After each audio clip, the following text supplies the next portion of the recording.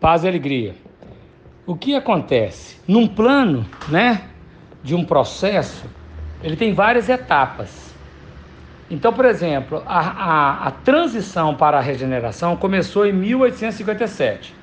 Vai concluir em 2057. Isso está no livro Brasil, Coração do Mundo e Pátria do Evangelho, e no livro, capítulo 22, e no livro Plantão de Respostas, Pinga Fogo 2, no item Condições do Planeta. Tudo do Chico Xavier.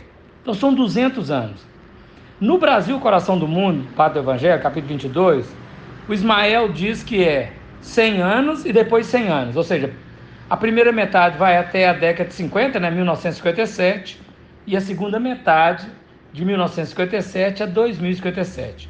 Uma prepara e a outra realiza.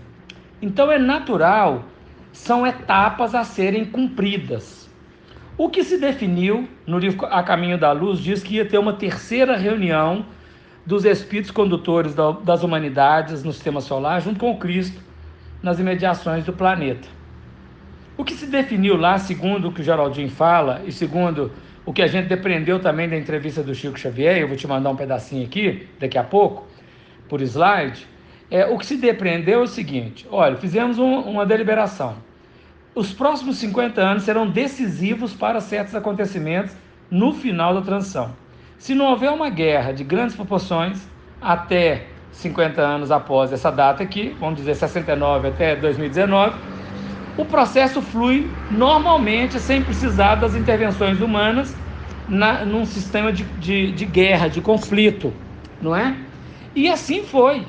Ano passado concluiu esse período que a gente tem aprendido, e logicamente abriu para o karma das pragas coletivas naturais necessárias para a transição. Eu coloco, eu coloco nesse outro áudio que eu te mandei, o Mateus 24:7, que Jesus fala, que haverá pestes, fome e terremotos em vários lugares.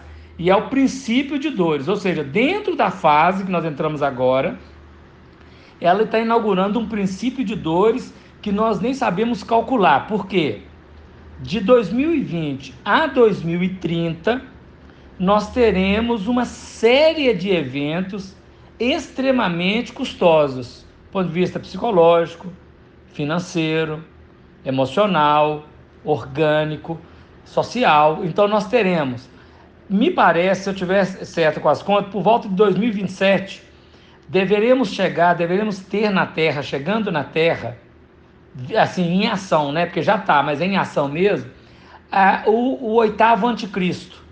O que é esse oitavo anticristo? É uma associação, está no capítulo 16 do Apocalipse, é uma associação do dragão, da besta do Apocalipse e do falso profeta, que são nações, instituições e líderes, além dos reis da terra. Então, é um conjunto ideológico de forças que vão unir para tentar combater o Cristo, o cristianismo e os seus cristãos. Bom, por que eu digo até 2030? Porque Jesus começou o trabalho dele no ano 30. Ele nasceu, mas nós contamos o cristianismo pelo nascimento do Cristo. Mas igual a aposentadoria só pode começar a contar quando você começa a trabalhar e contribuir, o cristianismo nós temos que entender quando Jesus começou a trabalhar.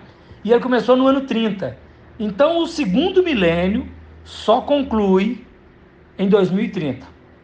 A partir de 2031, inicia uma nova fase, terceiro milênio, do ponto de vista do trabalho do Cristo, que vai naturalmente caminhar até a chegada da regeneração em 2057. Outra coisa importante: os discípulos de Jesus eram chamados homens do caminho. A designação cristão, cristianismo, Cristo, ela só entra no ano 42, lá em Antioquia, pela orientação de Lucas. Então, desta maneira, o segundo milênio para o cristianismo só conclui em 2042, onde 2043 inaugura o terceiro milênio cristianismo. Veja que são dimensões.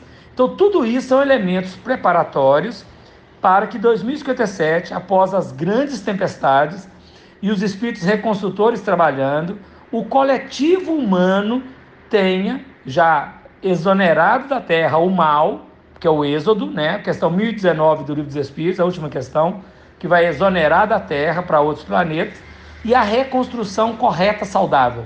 Porque até lá é muita luta, muito drama, muita tragédia. Então 2019, para mim, a data limite, ela enquadra dentro desse processo. Não tem erro nela, está corretinho. Só que ela não é o processo final, ela é um processo dentro da equação maior. Lógico que ainda avança, né? Aí tem outros elementos para frente. Se você fizer essa análise, nós vamos ter um resultado muito interessante nesse sentido, desse momento atual. Esse vírus afeta o coletivo inteiro, ele é semelhante àquelas pragas do Egito, onde afetava o coletivo inteiro. Então, para quem tem o campo psíquico do vírus, o vírus vai pegar. Para quem não tem o campo psíquico do vírus, o vírus não vai pegar. Então não tem jeito de fugir dele. Nós temos que atender os protocolos da ciência para não incorrermos em irresponsabilidade, né? Em disciplina, em imperícia, em imprudência. Mas a gente sabe pela lei de causa e efeito, só quem tem o campo psi é que há a conjuntura. É claro que um não tem para o vírus, mas vai ter para a questão financeira. Outro não tem para a questão financeira, mas vai ter para a questão relacional. E assim sucessivamente, todos nós estamos no coletivo envolvidos nas grandes dores, que segundo o capítulo 24 de Mateus, vai ser uma angústia como nunca houve e como nunca haverá na Terra. Uma angústia que está lá no capítulo 24 de Mateus.